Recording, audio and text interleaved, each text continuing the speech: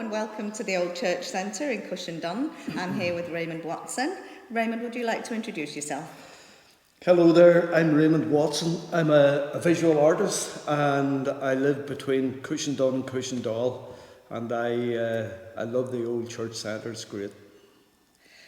Tell me a little bit about how you started in your work and where it came from. Well, many years ago, someone handed me a piece of bog oak and said, "That's a piece of bog oak." And I said, "What's that?" And they told me. And as they were telling me that bog oak is about maybe 5,000-6,000 years old and it had been dug up out of the bog, as they were describing it to me, I just kind of seen an image in it. And I didn't I wasn't a sculptor or anything at that point, but I kind of seen an image in the wood, and I headed off then and sculpted my first sculpture. Which was what? Well, it was actually, it was a reproduction sort of thing of Cushendun on the Death Stone. But as soon as I looked at the bog oak, I thought to myself, this piece of wood was probably around whenever the things that inspired Irish mythology. This tree that now is this piece of bog oak was probably growing at this point, in our sort of ancient history. So that was my first piece. People told me they loved it and thought it was great, and they couldn't believe I did it. So from then on, I started to do a whole series of sculptures, and quickly moved into making bronze sculptures and sculptures from other material. But it was something I just loved doing. I wasn't even thinking about being an artist. I wasn't thinking about, was there some deep message in any of these sculptures. They were just something that I really felt like producing. And so it came from your heart and not from art school then? Definitely not from art school. I would say it definitely came from my heart, and because it wasn't it's like I didn't make a decision to do it. I just did it the way somebody might sort of get up in the morning and know they had to make their breakfast. Mm-hmm. So I also found with that there was, if somebody works with paint, or somebody works with bronze, or if somebody works with some other material, and has gone to art college, that that's acceptable artwork. But to make stuff from wood, somehow it falls into this grey area in the minds of some people, where they see wood sculpture as being inferior to bronze sculpture, or not equal to someone who does a painting. So is it seen as more of a craft then, well, rather than an art? You see, the thing is, it can be a craft. Making something from wood can be a craft, but making sculptures and artwork from wood is art. But it's almost it's like a bias people have. They hear wood, they see wood, and they think craft. So, but I have to say that I've brought wood sculpture into many contemporary galleries. The Void Gallery in Derry had wood sculpture belonging to me on exhibition. So I've had a wee bit of a struggle against that bias that people in the art world have about wood, where they see it as not real art or something. It's a bit hard to describe it. Yeah. And you say you moved into sculpting with bronze, but do you still sculpt in wood? I still sculpt in wood, yes, but I think a lot of it depends on what my subject matter was, or what my subject matter became. Because the more things that I produced, the more I started to think about what I was doing, and to think about how I could make, maybe more meaningful, more aesthetic, more beautiful things. So I started to paint. I started to use bronze. I started to use many materials. I have I've worked in India and produced artwork from mud, bamboo, and straw, and made it in the style of the Durga idols. But using their material and their techniques, I made my own sculpture. In you know, I've also made other installation work that is from ice and steel and plaster. And in one particular project in Valentia, I made a temporary installation piece from oranges. Oh. So, you know, I started with wood, and now, you know, I think everything is potentially usable. Yeah. Mm-hmm. Tell me about the oranges. Are they preserved, or are they gone now? No, it was a temporary installation piece in a park in Valentia. They wanted something that local people could walk through, or, you know, who would be walking through the park, could actually stop for 10 minutes and participate in the building of the artwork, right? So I didn't really know much about Valentia. So I went online to look it up, and I seen it was famous for oranges. Yeah. So I just thought, okay, we'll use oranges. And when we got there, I went to an orange grove, and we picked a couple of boxes of oranges and brought them into the park. So we got a board, a 4x8 plywood board, and we created a painting on that. And so people could stop with their kids or whatever, and they would maybe paint for like 15 minutes, do one part of it, you know, and then move on. And we also then, I made a large page on the ground. It was a very, you know, it's a community piece, and it had one weekend, and we had to keep it simple and something that they could do easily. So I made a page with lines of string on the ground, and as people were walking through, what they had to do with the oranges was either make a design on the lines of the page, or write with the oranges and create words about peace and conflict resolution. Yeah. Fantastic. Mm-hmm. And then we add the oranges. And then you Yeah. So I'm very interested in these here. Do you draw your inspiration from history? I'm looking at these and I'm thinking peace process. Yeah. Well, in 1998, whenever the Good Friday Agreement arrived, it was a very strong moment in our history. And I had been addressing issues of conflict and conflict resolution, but it wasn't until Good Friday came along that I kind of thought, this is a very historic moment. And I thought to myself, I wanted to make a piece of artwork that somehow would capture Good Friday, the aspirations of Good Friday, and the aspirations of the politicians who had agreed the Good Friday Agreement. So it was one thing having the idea or the theme, but it was another thing coming up with the actual visual, you know, how would it look, what would it be, what would it be made out of. So, you know, sometimes you have a moment where an idea just arrives from nowhere. So what happened was, Tony Blair, when he was announcing the Good Friday Agreement, he said that today is not a day for sound bites, but I feel the hand of history upon us all. Well, obviously that's a sound bite. So the hand of history phrase was taken up by all the media, the newspapers, radio, everything. They were continually referring to the hand of history touching Northern Ireland, the hand of history here and there and everywhere. So one day I was sitting in the car in traffic, and they were talking about the hand of history again, and it just dawned on me that had to be the thing. What does the hand of history look like? What is the hand of history? So I started thinking about visualising the hands of history, and kind of the answer maybe was so simple whenever it arrived, and that was to actually cast up the hands of the politicians who negotiated the Good Friday Agreement. You know, it seems like a simple wee thing, cast up the hands of, you know, but then you have to make contact with them, you have to convince them, you know, to do it. You have to track some of them down, they're not always easy to get. So it was a long process, it went on for about 18 months, and I had, you know, Tony Blair on the list back in 1998, and Bertie Ahern on the list back in 1998, and also Bill Clinton, and some other people, like I tried the Queen of England as well later on. But back then, in 1998, the only people who would agree to have their hands cast were the local politicians and Mo Mowlam. So, you know, the first sculpture that I made in 1990, well, it was ready for 2001, had these hands on it.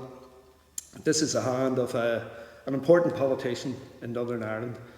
I won't say who it is in case I'm accused of bias, of picking this hand out of the 9, okay? But you can see they're quite heavy. I don't know if you want to... Let me. Yeah. Oh my gosh, you need 2 hands to lift the hand. Yeah. Oh gosh, yeah. Yeah. So I'm looking at the 3 of them, and they're all very different in the positions. Yeah. What does that mean? Anything? It does. You know, whenever I put the hands on the first exhibition in 2001, I had a board on the wall, and the board on the wall had the picture of a hand with lines on it, and I invited people. There was a description of how to read a hand on the board. So people were invited to come. None of the hands were identified, so they were all anonymous, and they had to come and decide whose hand was who. And in doing that, they were supplied with a piece of paper to say why they thought this hand belonged to a particular person, and you know, what attributes did this did this hand have. So now I've talked myself into telling you who this is, haven't I? Go on. Well, anyhow, so just one example. A woman came in and she looked at this hand, or she looked at all of the hands, and she was looking for David Trimble's hand. And I said, you have to find it and tell me why that's it. So she looked around and studied them all, and she picked this hand out. And she then told me why, and she told me because it was tall, it was intelligent looking, it was a strong hand, it was relaxed, and yeah, it had to be her, David Trimble.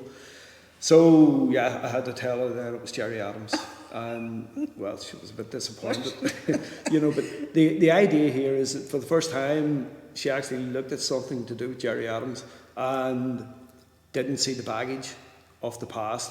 Yeah. For the first time, she's seen him as, you know, it was an anonymous hand. Yeah, and she didn't, she wasn't, you know, if she sees him on TV, for example, she's going to look at him and she's going to think about yesterday, you know, whereas she was looking at this fresh, without any of the baggage, and seen it in a totally different way. If I'd have said there's Gerry Adams' hand, she probably would have went, oh, I don't want to even look at that. You know? So. And who's this one? Yeah. Can't lift it with one hand. Yeah, well, we're kind of rushing very quickly forward, and because these 2 hands were part of the second series of sculptures, right? So for these, this is Bertie Ahern, and this is Tony Blair, and they, even though I tried to get them back in just after 1998, they declined because they were sitting prime ministers. Bill Clinton declined as well for the same reason, and the Queen of England declined for the same reason. Right? So none of these people, I only got the local politicians and Mo Mullen, and then the exhibition went on a series of, went to a series of different galleries, and it went abroad, it went to Dublin, it went to the Basque region, and eventually, you know, it was stored into my loft, and it sat there for a number of years.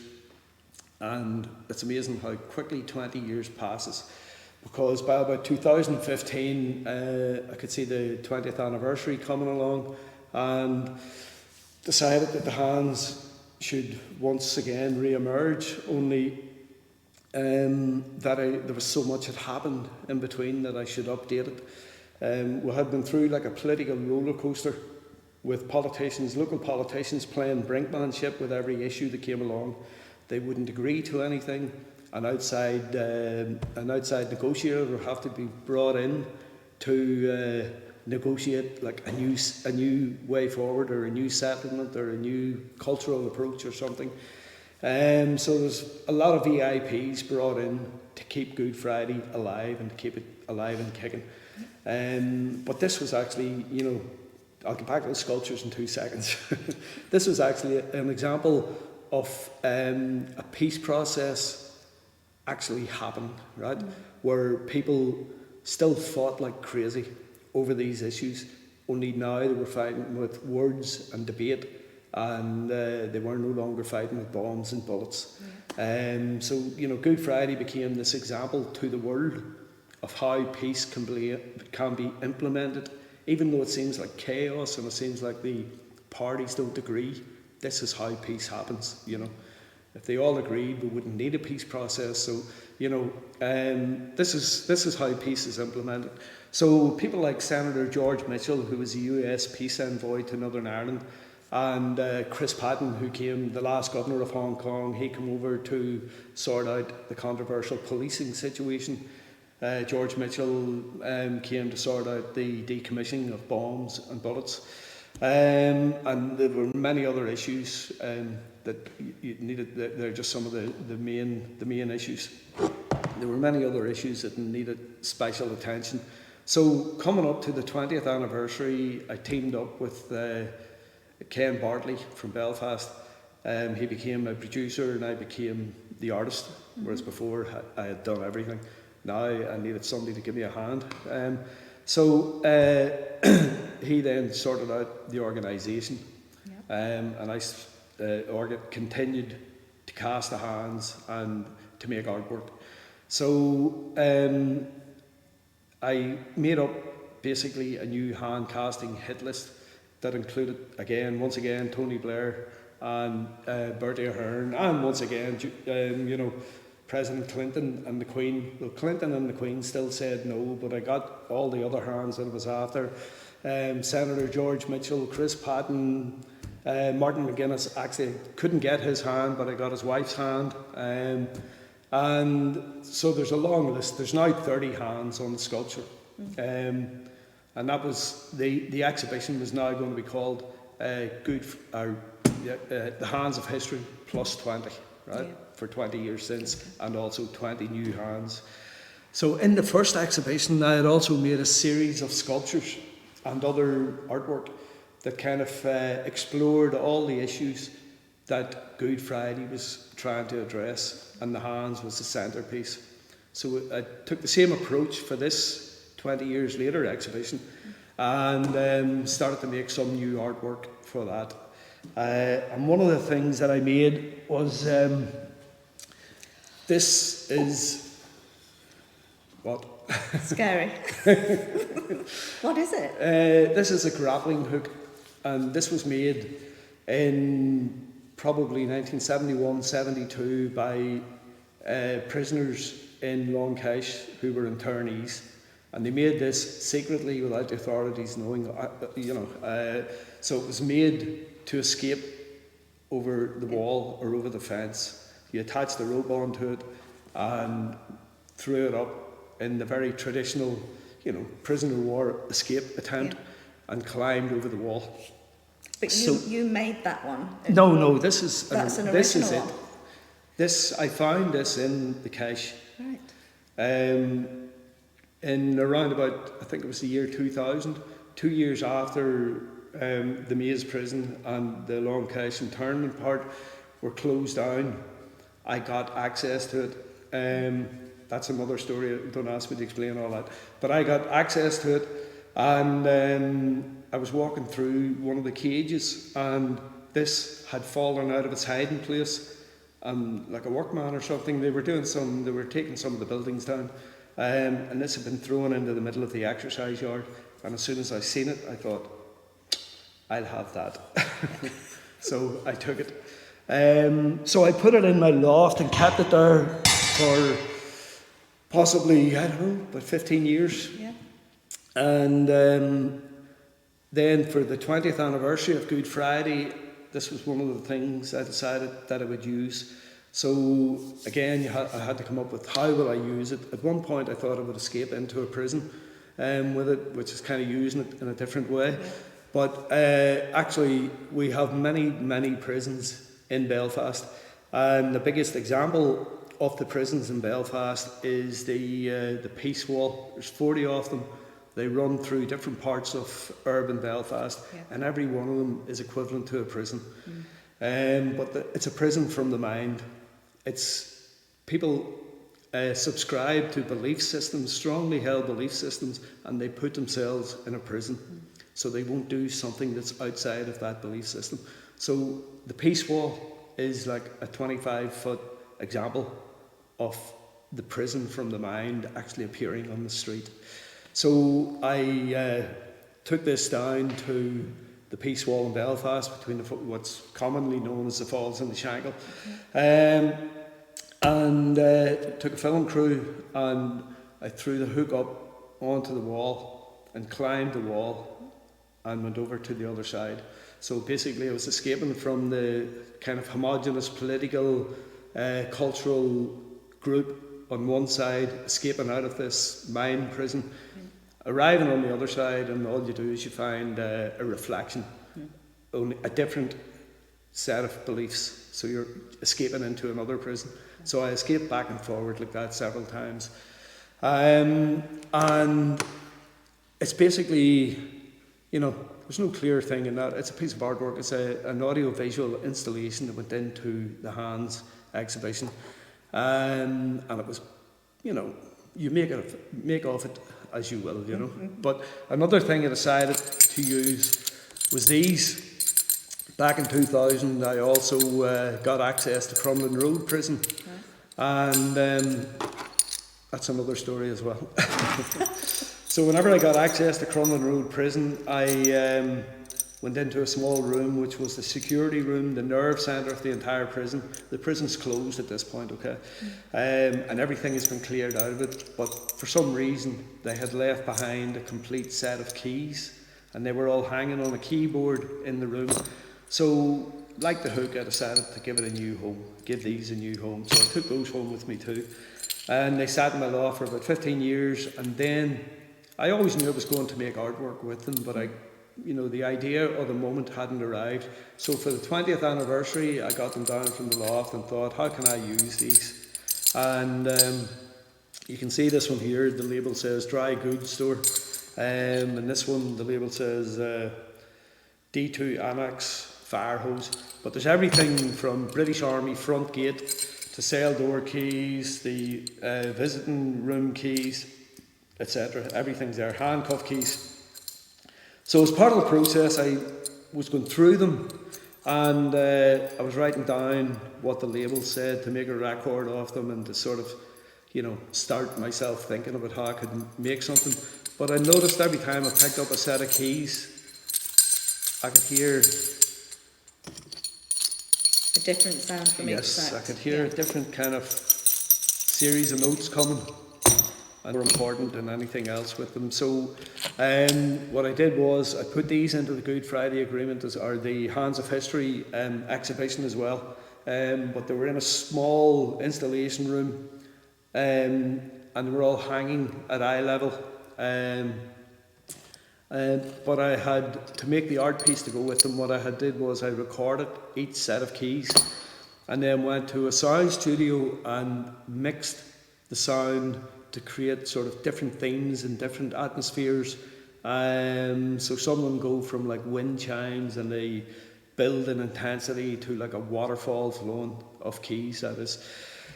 So as people walked in through the keys and might be weaving their way through the keys, reading the labels, the soundtrack was playing away in the background. So it created a very powerful part of the exhibition. And actually, when you think about going to an exhibition, what you see is kind of easier to understand. When you hear something, your mind is actually freer, and you understand, you have to create your own image. Whereas when you look at something, much of the text tells you what to think. Yeah. But when you hear something, so when you hear the soundtrack of the keys, it actually is very evocative. And you made a recording of that then? I did, yeah. I'll come to that in 1 second. Yeah. The Hands of History plus 20 went on another small tour, and this is still ongoing, So it was first put up in the Victoria Gallery and Museum in Liverpool, supported by the Irish Institute of the University of Liverpool, also by the Irish government. and by Artisan in Belfast. So then it came, and the British Council had an exhibition to mark the 20th anniversary, and both the hook and the hands were in that as well. And then just more recently, we had a solo exhibition with all the artwork that that was inspired by Good Friday on exhibition in the Golden Thread Gallery in Belfast. So it's had a bit of a tour so far, and we have a few other places. When I say we, I mean myself and Ken are planning a few other high-level venues internationally where we hope it's going to go to. So the soundtrack about the keys, yeah.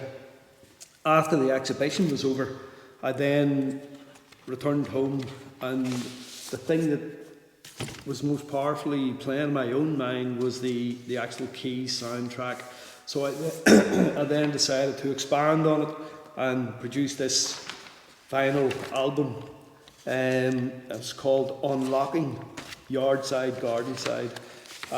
It's a mixture of very evocative kind of sound created with the keys, and some narration from myself, and it's